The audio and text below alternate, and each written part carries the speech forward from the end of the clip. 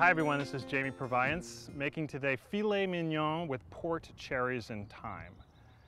You may be familiar with the expression dress to impress. Well, this is grilling to impress. This is the recipe you want to pull out when the new boss is coming over, or maybe the in-laws, or anyone in the neighborhood who just needs to be dazzled. This is absolutely delicious recipe. Of course, features these beautiful steaks, the filet mignon. And what I'm going to do to really boost them is to season them with some freshly ground pepper. And I like to use the coarsely ground, as you see here. This really gives the steak more of a pop of a peppery flavor. I've also got some chopped thyme on here and some kosher salt. And I want to press all these seasonings into the meat so they stick on there. They stay there while they're grilling, and just let them sit for 20 minutes or so, because you don't want to put a cold steak, particularly a precious steak like this, right onto the grill. Now let's talk about this sauce. Really, it's a cherry sauce based upon port. I've already got some butter melting in a skillet here, and the first step is to sweat some shallots. Got about a half a cup of shallots going in. And the idea now is just to create the base flavor. These are the aromatics, we say, in the sauce. And it's going to take probably about 5 minutes for them to get really tender and for them to start to release their flavor and their juice. You don't really want to brown them at this point. You just want to get them tender and sweated, sometimes it's called.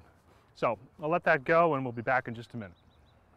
So about 5 minutes later, the shallots are nice and tender.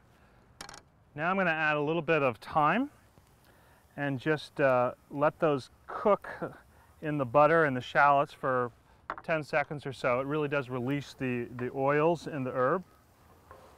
It smells fantastic. You can tell this is going to be a fabulous sauce.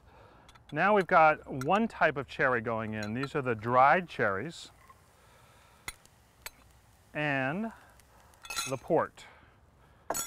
Now be careful when you do this. There's alcohol in this port. In fact, it's a good idea to take the pan off of the heat and then pour it in, put it back over the fire, and be careful. It may actually flame up at this point. If it does, don't panic, it's fine. All the alcohol will burn off.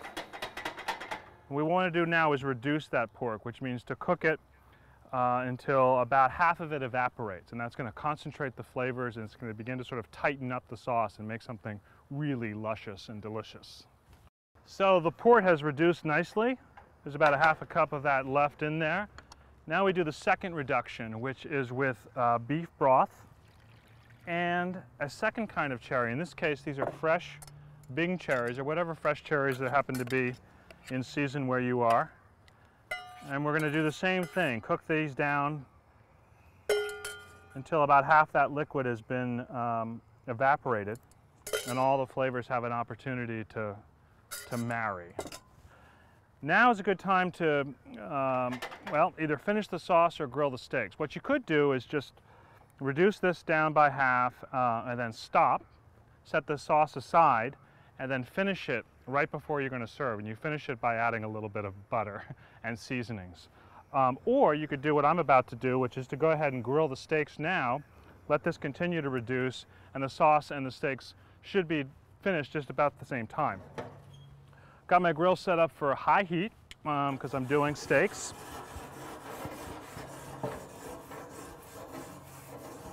I'm going to turn off this burner on the far right, just in case I do need some indirect space a little bit later. Let's put these beauties to the heat.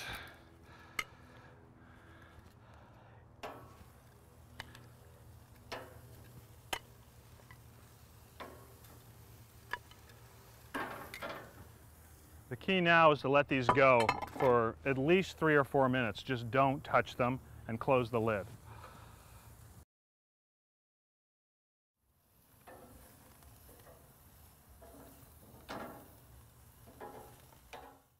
Steaks are looking pretty sensational if you ask me.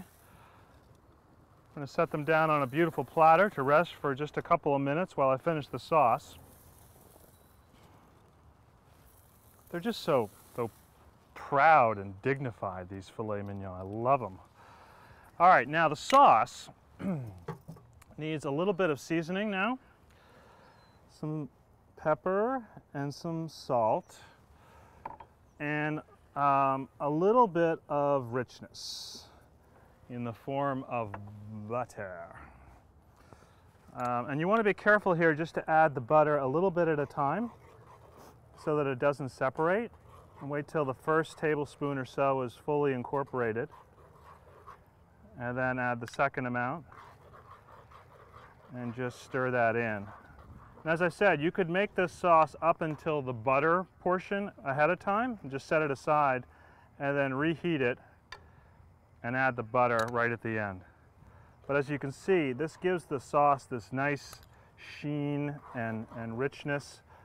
It sort of softens the sweetness of the sauce. Look at that. Got to give it a little taste. Oh my gosh. Oh my gosh. That is out of this world. You've got to try this recipe. Okay. So I'm just going to pour a little bit of this over the steaks themselves. Those beautiful cherries. It's really the port that makes this thing sing. I mean, when it's time to impress somebody, the in-laws, the new client, I don't know, maybe the Queen of England, this is what you want to serve.